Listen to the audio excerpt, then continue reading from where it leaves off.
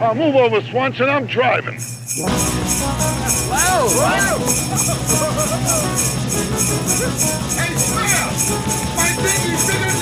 Welcome back to the Caddyshack Minute.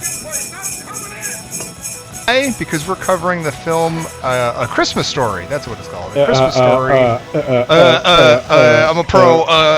Listen to me go. Prepared statements. We're covering A Christmas Story. We've been doing it sort of big fat chunk by big fat chunk, and we're landing here on Christmas with the end of the movie because it's just too synchronous and delicious to ignore. As we record this, of course, you may not know this, but it's Christmas Eve. It's literally Christmas Eve as we record 24th. this. The 24th of December, 2017, and I'm here with my good friends Mike DeMaria. Yeah, hello. Yeah, and our friend Dan Lewis. Well, hello there. Yep. 9 a.m. Yeah, huh? You got me up 9 early. Well, it's 9 a.m. It's 9 a.m. on the left coast. Right. And I got up only for this. I set an alarm on Christmas Eve, which pisses me off. Well, it's Yeah. 11 a.m. It's 11 a.m. in Chicago Central Time, and Tom is in there. It's a balmy 12 noon here in Connecticut. So we're fully spanning the country this time, yet again. You have your blazer Although I'm not in the on? basement this time. I don't know. I have my Yuletide bow tie that I might put on later. I have to decide if I'm going to church. That's always a thing. Yeah, Am we're I going to go going. to church? Yeah. So well, you're still more into it than I am. I don't really do church unless my mom is looking at me with puppy dog eyes, and I don't want to ruin her Christmas. And then I go to church, and I'm like, I don't belong in church. I don't. This doesn't. Well, Did you grow up religious, sir, Tom, or what? I was an altar boy. My kids go to Catholic school, and my daughter's in the choir. So we're going. I like it. I like part of Christmas Eve. I like going to church. I like seeing. I kind of like it too. Seeing all the friends. Yeah, that is nice. There's And something I might, about getting gussied up. As we kind of close the book on 2017, I've had my ups and downs in 2017. I was even thinking about, going to church a little more and maybe even leaning on the priest a little bit, having a little conversation with him, saying, yeah, let's have a little talk, because they have young priests here at our school, at our church, so they're like in their 20s, 30s, maybe. I'll say, listen, let's you and I have a talk. I need some help. I'm going to be leaning on a lot of people in 2018 because I'm going to smooth it out. And then the second half of 2018 is going to be me and my authentic self, but I'm not there yet. Nice. I'm not there yet. Okay. I'm going to lean on you, Tom. I'm going to lean on your wife, Jody. I'm going to lean on Dan from the left coast. I'm going to lean on everybody. All right? Yes. Okay, good. Hey, Mike, I've got a suggestion for you. How about let's skip the year completely with baseball, and we'll just talk about other things. You mean skip baseball? Yeah, we normally will be back and forth a little bit. I hear from you during baseball season. We go back and forth about the Tigers. We'll just skip the year of baseball, and instead of going back and forth about the Tigers, we'll go back and forth about other more meaningful things. Right, but you know what though? Star Wars. We kind of did that last year. We kind of let it go last year. Mm-hmm. But I do miss that because that's part of my life. Well, that's true, but the Tigers are even worse shape than you are. So it's not. The Tigers are talking to their priest. I hate to tell you that, but at least I got that going for me, right? Right, exactly. Which is nice. Yeah. But even in those lean years of the 2013, when was it, 2003? Yeah. Early 2000s, when they're horrible, we'd go back and forth regardless. So either way, all right. I'll do whatever you need, my friend. You just let me know. But I'm going to set a date. I'm going to set a date by July. So by the All-Star break. So we'll keep it in baseball terms. July, August, September. Yeah. So by that time, I'm going to turn the page to be my authentic self and start a new life. Oh, that's exciting! I can't wait. It may happen earlier. So I'm just saying, but by that point, if it doesn't happen by that point, by the All-Star break, which is usually July what? Well, it's like second week of July. Second week of July. Yeah. So I'll make that as a thing. All right. And I'll say if that doesn't occur, then I'm going to have to think about some more drastic, some lobotomy. No. It's the kind of normal. It's the kind of therapy where you pack a suitcase for. All right. Right. Yes. Right. You pack a suitcase Extended that's a little bigger than an overnight bag, because they do have a laundry machine there, so you can do your laundry. A staycation from your mind. But I'm thinking positively about it. It is Christmas. I love Christmas. I always loved it. I love Christmas too. I do. I'm here. I've been wrestling with my son and nieces and making cookies and stuff. Fucking and it's well all been adjusted. lovely. He's well adjusted. Yeah, so well adjusted. And you know what? I appreciate that. I'm happy. Well, listen, we got our own. We're talking off air. We got our own things going on over here. We don't have to get into it. I'm not as much of an open book as Mike, just spilling his guts all over the podcast. No, we love that. It's a beautiful thing. You sit next to me on a train. You sit next to me on a train, I just look at you and just start telling you. Yeah. If you sit next to Mike on a train, they have to take you off in a blanket by the end of the flight. There. Right. Hey, I'm thinking since we record these things sort of in advance. Why? Since we do these things in advance, we should probably record a special episode in the middle of July, whenever Mike's date is, to just touch base on that and see how it's going. You can insert that in the next season. If you guys know, you guys could probably pre-record that now. Just pre-record it for the worst case scenario, because that's we'll have 2 shows ready to go. Yeah. But I think it's about a 70-30 split that you're going to go with that one. So you might want to just pre-record that one and put it in the tank. That's the spirit. All right. And I pity the movie that we're on during that time. Yeah, let's pick a shitty one so no one has to do It is Christmas that. Eve. It's Christmas Eve. Come on, Yeah. we're wrapped in love and candles. And guess what? I don't know. It's snowing rather heavily here in Chicago. Oh, that's beautiful. Oh, is it really? Yeah, it's a white Christmas. That's nice. Oh, I love it. It's rather gray and damp here in Connecticut, but that's okay. Christmas in Connecticut has its own inner spirit or something. It is unseasonably cold here, and it's been cold. In a way, I've enjoyed it. And it's like I got to get bundled up a little bit to go outside, and it does give it a little bit of that holiday flavor. But I have to say, overall, this place is terrible at Christmas. Just not Christmassy at all. Yeah. People aren't into it. They don't know how to do it over there. Can't complain too much, but... are there no decorations, there no are lights? Decorations, but people are not houses? as into it as they are in the Midwest or elsewhere. Like they don't, there's houses here and there have them, but like there's a lot of houses just with nothing, You know what's funny is, I just came from, Chicagoland, which is, lots of lights, lots of lawn ornaments, lots of stuff. Like you get some colored lights, you get some white lights, you get the blue, really deep blue, weird LED lights, you get the laser shows on the front of the houses and everything. And then as soon as we got to Connecticut, we got, it was after dark when we pulled into Darien, Connecticut, and there's a lot of lights, but it's all very, very stately, no color, just the white lights, a little bit of gold. No lawn ornaments, no lawntronics. It's very. What do they have? You can tell the difference. What do they have? The Monopoly guy out on the lawn in Connecticut. Yeah, he's bringing a bag of money to the baby Jesus. Yeah. Forget these wise men. I got the real idea. Or some Princeton rowing team on the front lawn animatronics.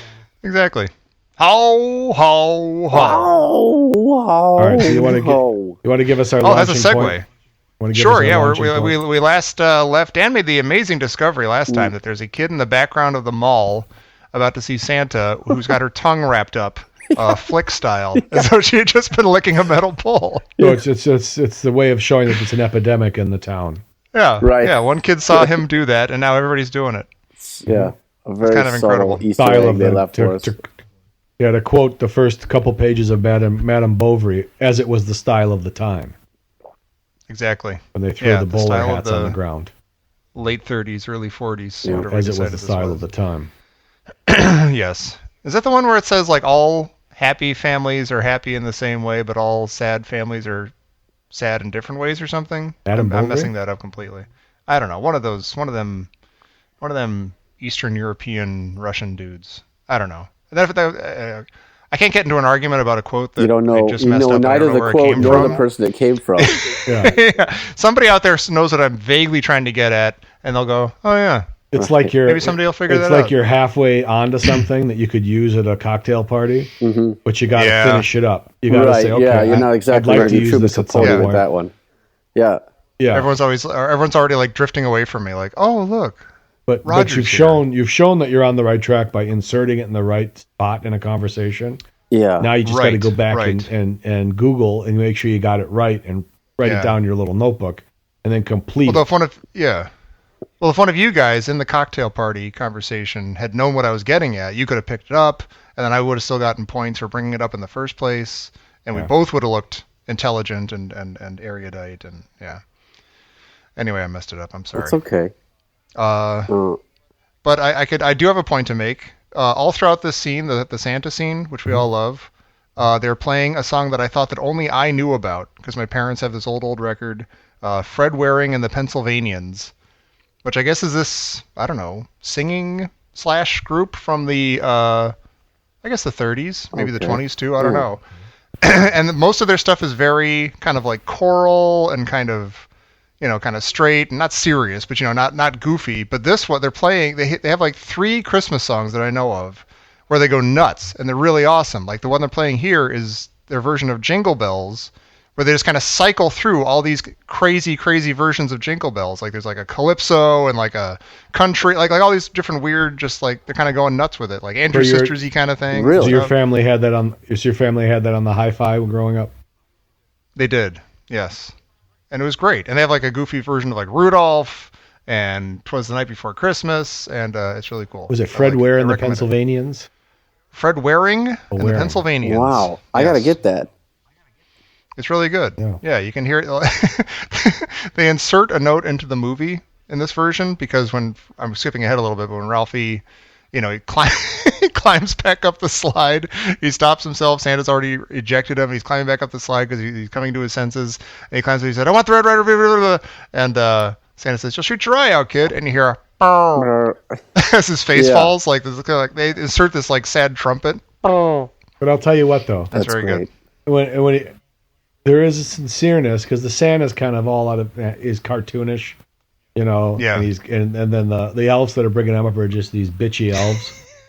It's a fucking nightmare. Pretty awesome. It's a nightmare. But there's this it's a nightmare. It's a God blessed nightmare. And come on, kid, now. And she's whipping her head around. Yeah, it makes me anxious. Yeah. Yeah, she's like working her head too. She's like working that bell. hat she's wearing with the hook coming over. Yeah. But I'll tell you what, though, there's door's closing.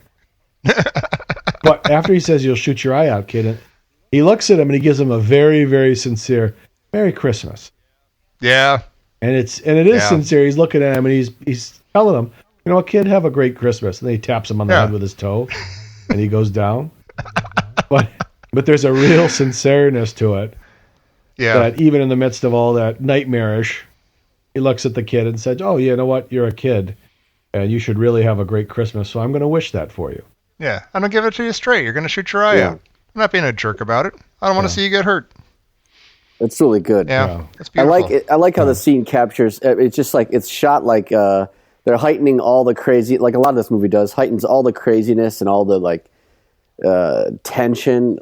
This is a really tense and difficult moment for Ralphie, and it's like it's got all the movie tension that like the Marathon Man has, except for it's and then it's game time. Everything they do to heighten it, like they do the fisheye lens, when they scan the thing, it's like and up comes this huge red face, and it's a little out of focus, and I wonder if even that's a little intentional, like it's right on the lens, and it's just like out of focus, and it's just like ow. Yeah. And then behind him is like the other mean elf who looks like a little bit like Billy Corgan. And he's mean too, and he shoves him down and the whole scene is that's awesome. It's the culmination of the moment. It's worked up to this moment. He needs to be strong here and ask for what he wants. It's kind of like it's coming up to the bat with 2 outs and the sack's loaded in the ninth. Right. The winning runs on first. Yeah. It's like the scene. Put it in terms other people might understand. Oh, go ahead. No, that is exactly what it is. Yeah. But I was going to say, to put it in Star Wars terms, this is how a lot of people feel after seeing The Last Jedi. We're hearing a lot of people saying, "Oh my God, they ruined Star Wars. Oh, this is my big moment. This is going to be great. Episode 8 of Star Wars." And a lot of people are walking out saying, "Oh man, is that how you walked out?" And no, I love it. I think it's awesome. I haven't seen it either. Okay. It came out when I was in India, and I almost went to see it in India, which I thought would have been awesome. That would have been very cool. I was in Kolkata, and I was like, you know what? Because there was a couple of guys from India that I was working with. They were going to go see it. I said, if you go see it tonight, let me know. And then we just got busy. But yeah, I thought that would have been awesome. Like it was opening. It was on the 15th, right? It opened. Yeah. Yeah. So they were like, let's go. I'm like, that would be. I think it would be awesome. See it. That would be very cool. Next time. Yeah. Episode 9. But yeah, they don't give it the same fisheye treatment or everything. But the kid in line with him, I like the Wizard of Oz. I like the Tin Man. I like the Tin Man. That is how I feel anytime anyone who I don't know starts talking to me. That's exactly how I feel. They've got goggles on and a helmet and hat, and they're just staring at me and smiling. I'm like, It doesn't matter where you are or what you're sitting there for. Just some random guy at work is like, oh, you're getting, what kind of coffee do you like to get? Yeah, it's just like, oh, God. It's going to rain later today. Then the kid freaks out. Get him off. Yeah, he's just as much of a mess as the rest of them. He snaps out of that weird zombie-like stupor to scream. That's great. Yeah, whenever somebody talks to me, like, they go, can't wait for the weekend. I just think, don't talk. Right, Stop. Yeah, please. What, do you need to talk to me? Do you need to be talking to me? Like, what if... I always feel that it is. It's more like their thing than like a need to connect or something. Like, they just need to be talking or something. And I want to say, like, you don't have to do this. You don't have to do this. I'll just get my coffee. You wait to get your coffee. I'll be done in a second. Well, why start a conversation that would prolong this thing? Like, as soon as my coffee's done, I can go back to my office, and then, you can get on with your life. Well, it's like go ahead, Mike. It's like the over-enthusiastic cashiers at Trader Joe's. Yeah. Oh, yeah. I don't like manufactured Oh, you can find everything? enthusiasm. Oh, have you tried this before? Have you tried these apricot-dipped chocolate nuggets, whatever? Oh, they're really fantastic. I'm like, I'm buying them. All right. Good for my dying grandmother. Sold. Thank you. Yeah. By the way, I almost just now, based on that, I almost just made a suicide joke. Like, I'm going to shove these in my mouth and kill myself or something. I told you. I was going to say, I feel bad still about the time. Was that last episode? I forget. It was either last episode or 2 episodes I ago. feel a little bad because we've heard from people in the listeners' hole and from elsewhere who are like, hey, it's helpful to hear about people going through tough times because I too am going through a tough time. Guess what? And I feel bad making light of it. You're not making light of that. The hell are you talking about the listener's hole? The guy on the other end of this microphone. Yeah. I know, but you I could joke with. Oh, you can. You can hear a guy having trouble right in your own listener hole right now.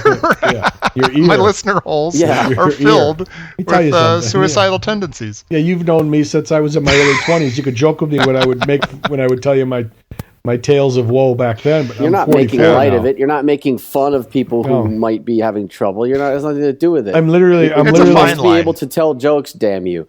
There's no. All right. Let me tell you this. I'm laying. I unapologize. I'm laying right now, listening to you. I'm laying in my bedroom in my transitional place for singles. Transitional place for singles. And a transitional place for people who can't hold on to their families and whatnot. Oh my God! Stop it. And I'm staring at my ceiling fan, and I'm just noticing the dust that's on my ceiling fan. And like, how is it that I lay here every night and stare at that thing and didn't get up and clean it? I need to make changes, and I don't need you to make jokes. People in the listener's hole. I can't joke about the fan? No, there's dust on it. And I should have cleaned it weeks ago. No dusting jokes, people. No dusting jokes. People in the listener's hole. We're all in this together. We're all in this together, no matter what Tom tries to make light of our struggles. We all got each other's backs. Those well-adjusted freaks out there that had everything. I shouldn't say that because Tom has his battles as well. I got my baggage in the past and stuff. God bless him. It's Christmas traipsed Eve. With the same things, yeah. And I've always loved Christmas. Yes. I've always loved Christmas. My house growing up was no picnic. 2 Italian parents just battling it out all through the year. But on Christmas Eve, I'd wake up and my mom would have the Christmas music blasting almost too aggressively. Mom, I can't think. Through the speakers in the house while she's cooking. Or it's like, hey, I can't think about my problems. Hooray! No, because every other day of the year is a battle. I'm going to battle with your father. He's going to battle with me. But on Christmas, we're not going to do it. Right? So Christmas Eve, the music was blaring. Everything was fine. Everything was great. And we're going to do that. We're going to make strides this year. We're going to keep the listeners' hole going. Of course. You say. I'm game. We're going to go back to the real time, the format that made us famous, and they're going to see. We'll see. The people, just take it easy now. I need this. We have it's going to be beautiful. We're going to start 2018, and we're going to go through this journey together. Hell or high water. We're going to come to next Christmas, and we're going to have another good time. We're going to enjoy Christmas then again. But it's going to be even better. All right? Yes. For me, at least. I know it's great. You got your bow tie. You're ready to go for Christmas, Connecticut style. Dan's on the left coast, ready to go have an artisanal meal of some sort. Right. Yeah. A holly and gingerbread soup. So I flew back from India on Wednesday, right? And I got in my car immediately, and I drove to Detroit. That's 4 hours to you and me, to help my mom do some things. And I came back with a coffee table, Dan. Okay. My mom said, because she's getting out of her house, I said, she says, "What do you want from me?" I don't want anything. You take something. I said, "Okay, I'll take the one thing I want is that coffee table. It's a marble coffee table." She didn't want to take it with her. Marble, but it's like it's like a metal industrial, base, but it's just got a fucking slab of marble on the top of it. Yikes, that's a heavy. It's a slab of marble like 3 inches thick. It's beautiful, like black green marble. Jesus. But you can't move it. You can't lift it. No way. God. So me and my brother-in-law lifted it up, got it in the back seat of my car, and I got like 7 miles to the gallon on the way here. And on the way here, I'm saying to myself, I have no way of getting this out of my car. Yeah, you're by yourself there, I have nobody to help me. You call Tom. because my life is, that was my only hope. Yeah. I said, look at me. I said, the only people the only people I could call are people from, other parents from the school, and I don't want them to come up and see my apartment, and say, you're, that's a Dusty fan. Yeah, that's a Dusty fan. We got to go. Aren't you going to do something about that? Yeah. You don't notice that when you go to bed? You live in a house with a dusty fan. Boy, me, I would just lay there and stare at it, but that's just me. Yeah, I'd obsess about that a little bit. So my one hope was Tom, and I had to approach it lightly because it was Christmas Eve. And or it was maybe yesterday, and I said, "Oh yeah, you'll be around tomorrow, Tom." He's in Darien. He's like, "Oh, I'm flying to." Right, he was on his way to Darien. Then I sat there and I said, "I have literally nobody." So I downloaded the TaskRabbit. Oh yeah. The TaskRabbit app, and I just had somebody come over for $50 to help me move something up that took 10 minutes to move upstairs. Nice. Then I'm downstairs with them, wishing them, make sure you have a Merry Christmas. Be safe driving home. Where are you going now? You going to Best Buy? Okay, have a great time. You know what? Have a wonderful New Year too. That's beautiful. Trying to connect with people. Human connection. Yeah. But see, that's a real thing. That's not, waiting for the coffee machine or something. That's, you're not just making small talk. You're like, hey, you helped me. We did a thing together. We conquered this table. That's a real talk. Happy New Year. I love you. That would be a real talk. You know what you ought to do, Mike, is call yourself a TaskRabbit. TaskRabbit comes over. Just give him milk and cookies. You just go, I want to eat these milk and cookies. And I'll tell you what, your task is to talk to me. Here's your job. You have a Merry Christmas. You're going to sit in that chair in that chair for an hour. You're going to have milk and cookies, and you're going to listen to what I have to say. Yeah. Cool, $50. TaskRabbit. You know what? TaskRabbit therapist. Yeah. Because you can put yourself on there. You can become a tasker on there. Mm-hmm. Yeah. And you can put whatever you want on there. You could say, move heavy things or help assembling IKEA furniture or whatever. Yeah. Just talk and eat cookies. I might just put myself as a tasker. You need someone to sit and talk to. Spread Christmas cheer. $30 an hour. Yeah. Plus that's cookies. A good idea. Right, that's a good idea. Plus cookies if I get results. Cookies regardless. Half the cookies up front, and if I do a good job, the other half. The rest of the bag. Yeah, right.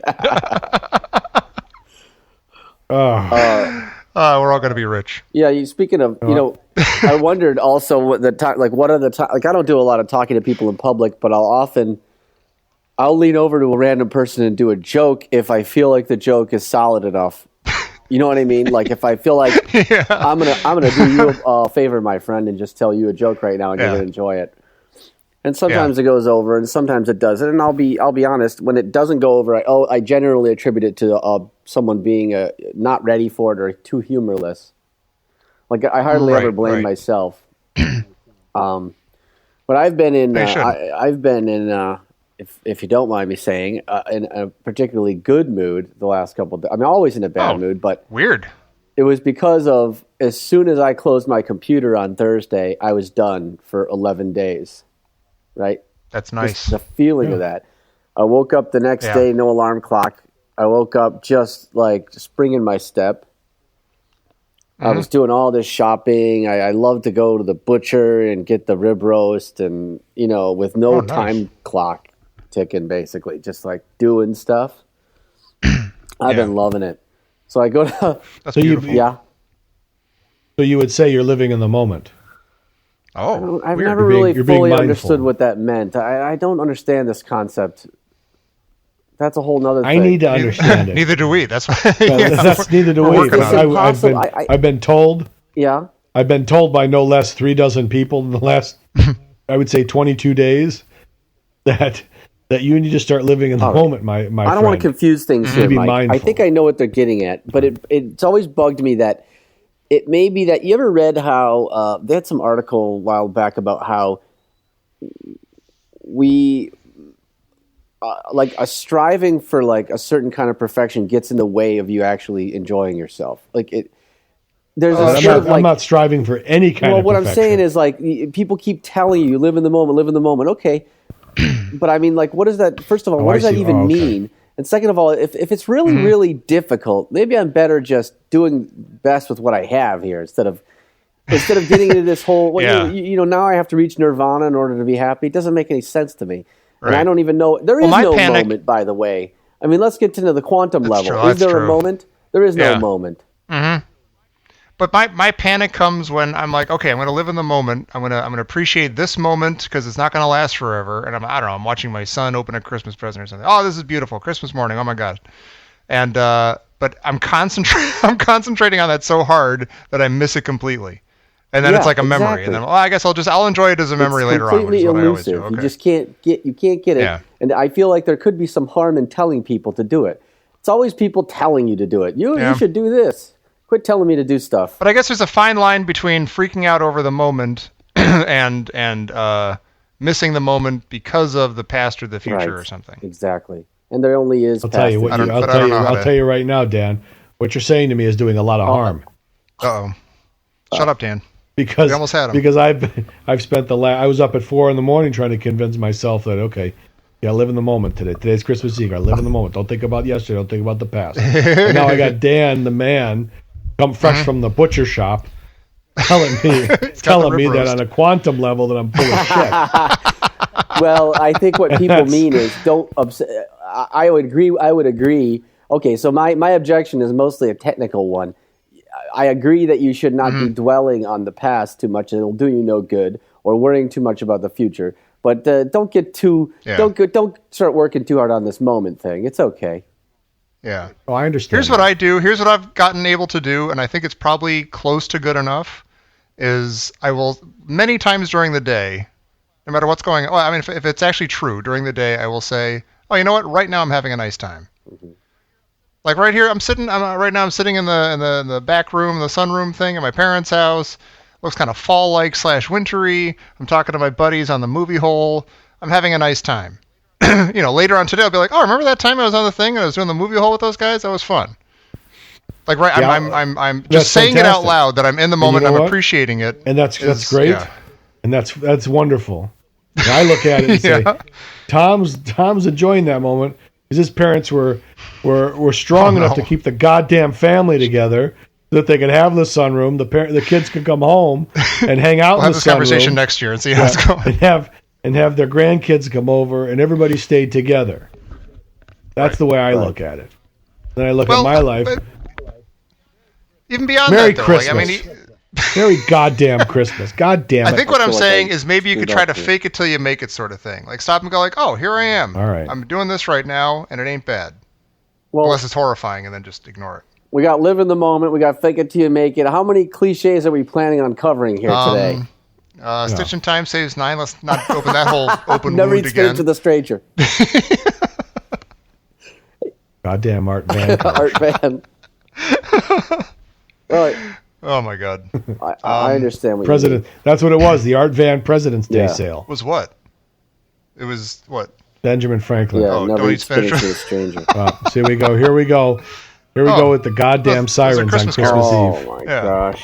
God rest ye merry gentlemen. The carolers are here. Let's listen. I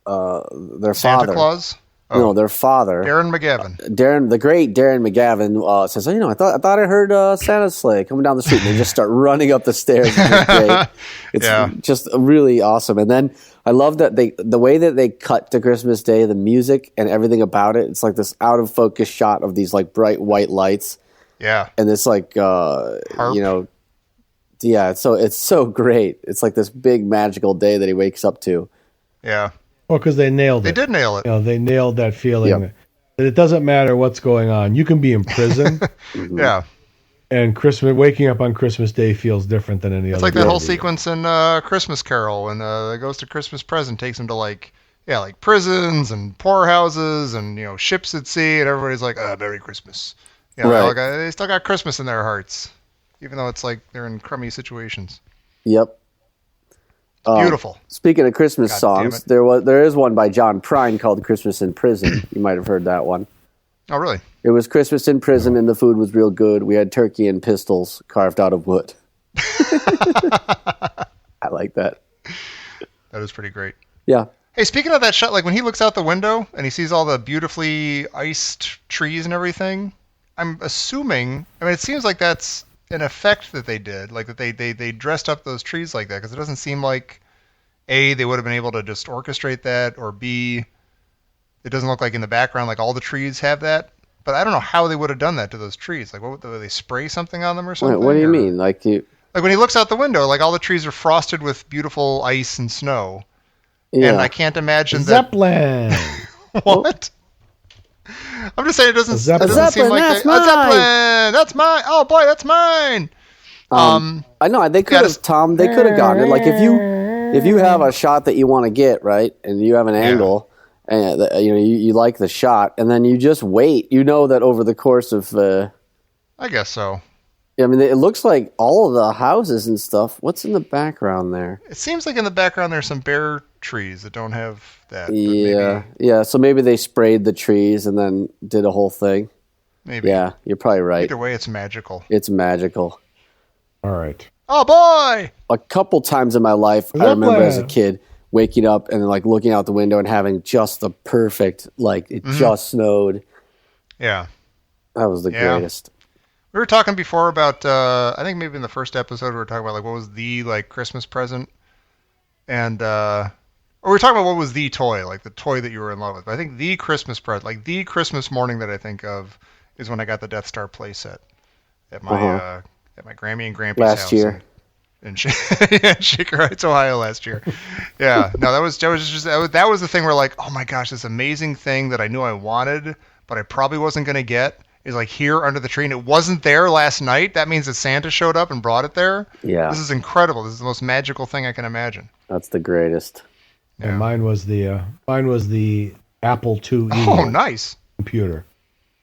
It was like mid 80s. Yeah. But it was it was stacked up because the monitor, and it was a huge thing. Yeah. It came in these huge boxes.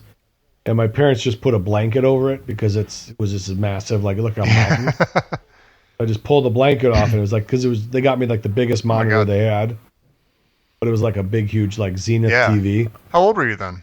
And it had it was maybe 13. Okay. Maybe? No, I'm sorry, like 11 or 12. So were you out of Santa by then? Did you know it was from them, or did you think it was from Santa? Oh, I still did. Okay. So I think it was I was maybe like 10 or 11. Wow. And it was during the, and it was, I can't remember I had like the Winter Olympics game. So it was right. I had one like that. I had a Winter Olympics game for the IBM PC that we had. That's crazy. Yeah. But it was, they had the dual floppy disk drive, so you can copy the Nice. And they're actually floppy back then. Apple IIe. And it was like, I looked at it now, so it was like $10,000 worth of merchandise. They went, you feel like they went large for you there, like because they would overcompensate for the fight. Oh yeah. So Christmas was always good. So the more they fought, you just rubbed your hands together and went, "Oh yeah, here we go." Come December 25th, this is gonna pay off. Yeah. It's all gonna pay off. Then this is gonna start circling the Sears catalog. You lose it all back on the therapy bills later, though. That's true. Yeah, you have to sell the computer to pay for the therapy. It's like right? It's a gift to the Magi. Exactly. Yeah. I sold Oh my God! I sold my therapist to buy you a new monitor. Yeah. Oh no! No. Oh no! Why? Yeah, the therapist sold the couch to buy you a new monitor, and you sold your computer to get more therapy. Yeah. Your parents sold the Christmas tree to pay for the therapy in the first place. Yeah. Yeah. Oh, it was. Yeah, it's like the Christmas of the maladjusted. Right. Gift of the maladjusted giant. I knew one. That fight last night's gonna pay off big. I knew when my big one was. I think I mentioned I was 13. I had asked. I always wanted a nice big stereo. I want the speakers, and they got me this great Yamaha receiver and this 5-disc changer, and these 2 nice speakers. And I just knew, I was like, this. I knew even when I was asking for it that it was past the budget. There's no way. Yeah. And they did it anyway, and I was just like, you beautiful sons of bitches. And then I learned that day, you should always ask for more. It's like when you're negotiating salary, anything. Aim high. You got to ask for more. Beautiful. But I knew that they overextended themselves, and they were probably paying those were bills expensive. For weeks and months, and I was just like, God damn it, I'm a lucky kid. These people actually, they want me to have this. They actually like you. Yeah, they liked me. They really liked me. He got a Zeppelin. He got a Zeppelin. He's got a. That's mine. He got that. Got the bunny suit. I love that. I want to say, like, we praised Aaron McGavin and his character throughout this movie. I mean, he's got like a lot of brilliant, great dad moments. But maybe his greatest dad moment, even beyond giving him the Red Ryder BB gun and stuff at the end. Okay. No, I think people maybe have seen it before, but we'll see. When Ralphie is forced to wear the bunny outfit, the bunny pajamas, and his mom is going all nuts about it, and he just won't. He's like, "Are you happy wearing that thing? Do you want to take it off? Let the kid take it off." Like, he's totally on his side. He's got his kid's back. He sees what's going on. He's like, "Yeah, this is ridiculous." He looks like a pink nightmare. That is a great moment.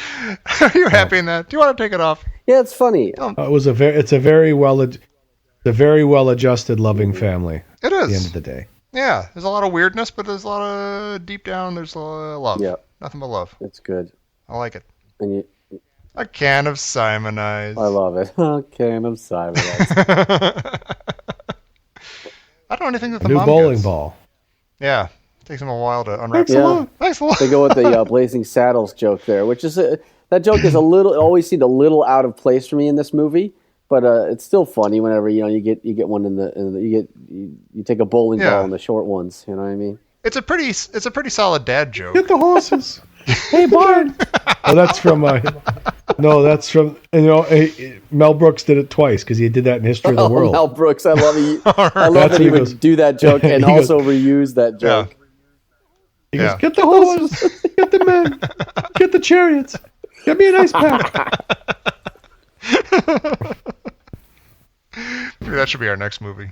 Who knows? We'll talk behind. They got every 1940s present for kids. Like, he's got a Zeppelin, he's got a baseball bat, a fire truck. I mean, it's like they ran the gamut. And he's got, for some reason, he's got a giant, like, Boris Karloff Frankenstein head. Excuse me, Frankenstein monster's head. Like, when he's asleep after the, wild bacchanalia of opening the gifts, he's like, Randy's asleep on the floor. There's a giant Frankenstein monster head behind him. Right. Like, that was a gift. Someone just got him. So he gets the BB gun. We know that, right? He does. Yes. Now you get yours. Bum, bum, bum. And the dad is so excited. He's so happy. I had one when I was 8 years old. Where'd Mike go? I always cry when he gets him the gun. Oh, really? Every time. It is There's nice. Something about it. Beautiful. It just kills me. I love it. You haven't seen that kind of you see him excited when he gets his gift. I won. It's coming tonight. But this is different. This is like, he's connecting with his kid over this excitement. And he's been planning it. Beautiful thing. He's got a whole plan. And even when the kid puts on the pink thing, he hasn't gotten. He's like, "Did you get everything you wanted?" And he waits. He's very patient. "Did you get everything you wanted?" He's like, "Well, no, yeah, mostly." He's like, "Well, you can't always get everything you want." First, he tells him that, right, and then he does the gun. Yeah, perfect. Then he gives them perfect everything. parenting. Do you think he bought it on that mall trip? When they go to see Santa and the parents go off shopping, do you think he got it? Although the mom he would got know it on about his then, own, yeah, which makes it even better. But he's got that when he like after the Santa thing, he's like saying, hey, did you tell Santa what you wanted? He's like, yeah. He's like, well, he knows. He always knows. He's kind of got that kind of dad gleam, like, I know what you're into. I know what you want. I know. And you're covered. Oh, I know. I know. Hotter than any flame a human. You know, he's still. By the way, this will terrify you guys. Know. My niece over here just said that she's like they know that I do a podcast or two, and they're like, oh, I listened to one of your podcasts. I'm like, oh Jesus, which one was it? And it turns out I think it was this one, because she said you guys are just laughing a lot about stuff that I didn't know you were talking about. I'm like, yeah, okay. Yeah, that describes it. Yeah. She should do the write up for iTunes and the. She should. Yeah. Bunch of guys laughing about inside jokes. Yeah. If you love guys joking about stuff that maybe you won't get, this is the show for you. I like guys joking about inside jokes and depression. Yeah, without setting up the inside jokes at all. This is for you. If you watched Howard Stern 10 years ago, or listened to him. If anybody in the sound of my voice knows like some screenwriters or something that needs some depression jokes punched up, right. Give them my number. Yeah. Contacts through the listener hole. Thank you. Yeah. I feel like Mike could write a Woody Allen movie right now. He could be a writer on one of those. Oh, sure. Absolutely. Yeah. I mean, we talked about that therapy thing, right? Where I don't remember, some comedian had a joke about not believing in therapy because Woody Allen, who's been going to what I can only assume are the very best therapists in New York for 5 days a week for the last 40 years straight. There's been just zero improvement. Like, it just cannot possibly be work. Right. Well, the counter argument is that's what it takes to make him functional. Right. Well, that's without the therapy, he could be a raving lunatic. Well, yeah, but that's like every joke. You take reality and you twist it a little bit. Oh, it's true. It's true. Yeah. Yeah. It works. Oh well. Hey, by the way, you guys said write-ups, and it made me look up some of our reviews on iTunes. And this is a beautiful one. This is a 5-star review. I don't think I read this before because it looks newer than that. Read it. I wrote it. Probably. Yeah. Dunn Lewis writes. From Wales. Very real, very entertaining. I fell in love with this podcast. The Caddyshack Minute takes a backseat to the stories and memories of these three hosts. I'm so glad the show is back. Listening to their tortured lives and their dedication to the show makes you realize your own life isn't as bad as you think it is. I love the callback jokes to previous episodes and the callbacks to popular entertainment from throughout the decades. Take that, my niece. People love it. That's Sounds beautiful. like a real maniac. Yeah, what's the matter with this guy? What's the person's name? Rock 4040. Oh. So it's always nice to know that you make people think that their own lives aren't so bad. See? Yeah, that's why we're here. Yeah. Well, if we can help just one person, then yeah. Right. It'd be nice if it was one of us. Well, I'm going to go. I'm dedicated to this journey that I'm going to go on. You should. So if you want to go along the journey with me, people in the listeners' hole, keep downloading the podcast, and you'll see as second week in July starts rolling around, we're either going to see improvements, or you're going to see crashings and burnings, something else. Right. Yeah. Yeah. What's journey again? I'm sorry, I got lost because you were talking about the journey of by the All-Star break. You're gonna have.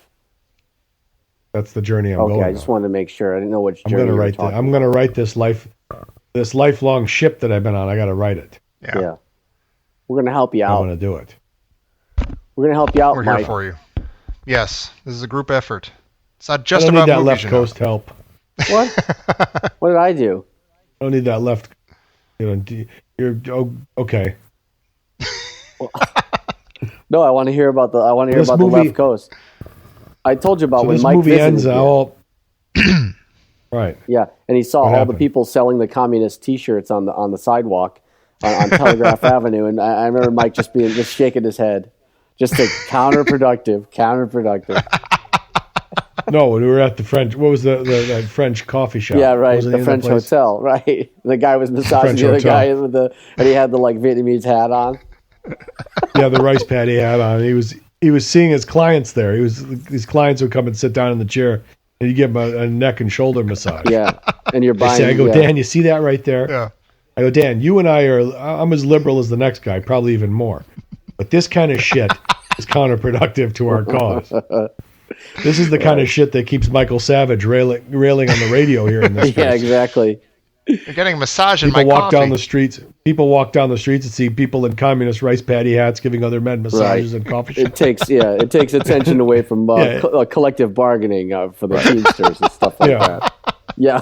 Yeah, it completely makes my job completely just. It's like when you go to I used to go to the Green Festival every year, and to the Green Fest here in Chicago, and there'd be some guy walking around, in a gold suit with inside a triangle, walking around he had a triangle around him, like an energy triangle. Yeah.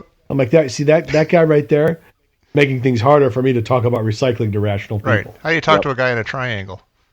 You can't. It doesn't work. This guy's going around. This guy's right off the mothership. Right. Yeah. I mean, you're part of the problem, mister. This is how I think about that Burning Man. I mean, this whole Burning Man thing, this whole town shuts down. It's a great week to go out to eat in San Francisco. The place gets a little sleepier, and it's very nice. Yeah, but this Burning Man this isn't good. What are you doing? Like in the south somewhere. Where is that every year? It's out in the desert in, I guess, Arizona. It's in the middle of nowhere. Yeah. So everybody from Berkeley and San Francisco takes off. Well, I can't stand stuff like this because then it's like everybody. Because like they have it, and then it's like this thing, and it grows, and then people know about it, and then it gets more expensive, and now it's like $250 for tickets, and then people complain about the tickets, and it's like just the whole blossoming of it is just so annoying to me. It's just there's something about it. Like Lollapalooza is the perfect example. Lollapalooza, what was it, 1991, right? The first one you're talking about with Jane's 91 Addiction? and 92. Yeah, with Jane's Addiction and Susie and the Banshees. And the Jim Rose circus. Yeah, that's when he nails his ball sack to the board or something. What did he do? Hold on a second. Okay, well, Christmas carols. It's Mike's stockbroker. Bad news, Mike. I got bad news. I told you to sell, asshole. I hope you're sitting down. Here's the good news. All the numbers are up. Stocks are great. Bad news is you don't own any stocks, and I don't know why I'm calling you. This is the wrong number. This is just a courtesy call to all the people that don't own stocks. Right. I'm a stock bro that you've never talked to before. Yeah, and you never. Because if you would have talked to me, you would have bought stocks, and you'd be sitting pretty right now. You'd be like Eddie Murphy and Dan Aykroyd at the end of Trading Places right now. Had you bought some stock? Yeah. Looking good, Lewis. Since you didn't. Yeah. No, so the first Lollapalooza was at that time, it was you had bleached hair. You had everybody's trying to find their way, trying to figure out this awkwardness, and then you found a place where everybody like you went, and you felt good for 2 days. Yeah, right. And it was like, you know what? Maybe I feel uncomfortable in my own skin, but now I see there's a bunch of people like me. And we're all staring, and we're all watching this side circus. These people stapling stuff to their bodies, all this weird shit. It was more hardcore, and it was darker, and it was more goth, and it was more, And then the next year, I went to the first two, and now it's only in Chicago, and it's like $5,000 to go to it. If you want like all 3 days, it's like $800. That's probably the only music festival that I ever enjoyed. The first Lollapalooza. Which was what, Lollapalooza? Because all music festivals, we talked about this, they're terrible. There's nothing good about a music festival. Right. Even the one they would hold here in Union Park over here, Dan, when you were still living here. Yeah. Pitchfork. Yeah, I went to that, and I tried to see Spoon, and I couldn't see them in the back. If you want to see the band that you want to see, you have to leave the other band. Then there's the porta potties. Don't even start. That's the last one I went to. Yeah. We're a diaper. And the hipsters, for the crying out loud, the hipsters. Get it. Yeah. We went there to see. We saw Yola Tango there. Remember? Yeah. And Spoon was on that show too. And even Yola Tango sucked. It's like they didn't want to be there. Everything great and makes it worse than they would be if you just went and saw that band. Yeah. Yeah, like I'd love to see these guys at the Metro or at the at the. No one goes, the famous time right. where we went and saw, the famous show the Ramones did with 18 other bands. You know what I mean? Like, no, you just went to CBGB's, you saw the Ramones, you left. Yeah. Hey, the downside of doing this on New Year or Christmas Eve is I'm getting the high sign that I got to wrap presents and buy presents and get dinner. Yeah, I got to do the same. I got to shower up and Well, I've got make time, myself so. presentable. All right, well, you can talk about the Bumpuses dog. No, we're not going to stop this instant, but we got to. Well, what I was going to say is the movie ends with the Christmas goose. Yes. Right? It's a in the Chinese restaurant. Yes. Yes. Rah, rah, rah, rah, rah, rah, rah, rah. This would probably not fly. No. Anytime after 1989. No. That duck has more chance of flying than that joke. Yeah, that's politically incorrect. That joke belongs in a Mel Brooks movie. Yeah. That's right. That joke should be encased in amber right now in the Smithsonian. I do like the guy chops the head off the goose and just sticks it in his pocket. Yeah. Yeah, that's great. That's a smooth move he's got there. I like it. And everything ends beautifully with the husband and wife, the father and mother. They sit by the fire and the open window with the snow falling, and they get a little arm around each other, and it's rather That's a beautiful pleasant. shot. It is. I like that. Yeah. And then you got Ralphie asleep up. Yeah, the Bumpus Hounds eat and ruin everything, as we knew they would. Adjusted. Bumpuses! Sons of bitches! They ruined the Christmas turkey. Yep. We didn't forget that. But they have a beautiful time at the Chop Suey Palace Company. Right. And bowling. And not always right with the world. Nothing's ever perfect. And nothing ever goes just right. Right. But you end up having a beautiful Christmas anyway. But you have to. Do you know what? Tonight's going to be perfect. Tonight's going to be great. No matter what happens, it's going to be fantastic. That's right. It's going to be great. Right? Christmas Eve. Yes. It's Christmas Eve, as you folks are listening to, it's Christmas. You're having a beautiful Christmas wherever you are.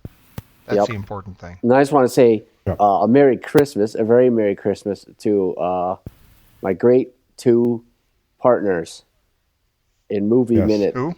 Oh, Mike and Tom. Yes. That's beautiful. The same to you, more Dan than and anything, Mike. but more than anything, to your friends. Yes. We're not just partners. Your friends. We're friends. I just named all my friends. Got each other's backs. That's why we do this show. So we can talk to our only friends. We didn't even see each other. I think this show is the only thing that I unequivocally always, I don't know if that's the right word, where I always look forward to doing the show. Yes. It could be a spaz attack trying to get to it, trying to schedule it sometimes, trying to get it done on time as we're demonstrating now, but it's always worth it and it's always a good time. Yep. Yes. And we're not the only ones who think so. And I got to get to it too. I got a few more things to get to. I got to get the kids dressed. We got to get to church. Oh, sure. Get to dinner. That's the thing about church. It just adds one more thing to the day. But no, it's a beautiful thing. It's a nice thing. That's the thing. You have a nice, beautiful time. I don't get the church thing, but I'm happy that you're happy. It's got music and stuff. Oh, yeah. I'm doing my best. So please continue to check on me. Yes. Yeah. We joked about having a collection thing for Mike's big boy pants, his new pants, his after pants. But for real, just keep your money. Just keep an eye on Mike. I need your money. I need your friendship. I need fellowship and friendship. Yes, goodwill toward this one man. I need goodwill, and I need everybody to come together and say, you know what, we're all spinning on this ball together, and we need to take care of one another. Right. That's beautiful. My Christmas message. God bless us, everyone, especially Mike. No, all of us. God damn it. All right. All right, everybody. All right, fellas. Merry Christmas. Happy New Year. Friends, we love you thanks all. For listening. This we'll see you next time. End of the Caddyshack Minute. All right. Horrible ending. Hey, you scratched my ankle. Friends, thanks for listening. This marks the end of the Caddyshack Minute. But Dan, Mike, and yes, even I live on. You can catch us doing the same movies by minute stuff over on the Blues Brothers Minute podcast, which you can find at bluesbrothersminute.com. That's blues, BROS, minute.com. brilliance.com, and you can also find it on Apple Podcasts, Google, or the podcatcher of your choice. So go on, smartass, and do it.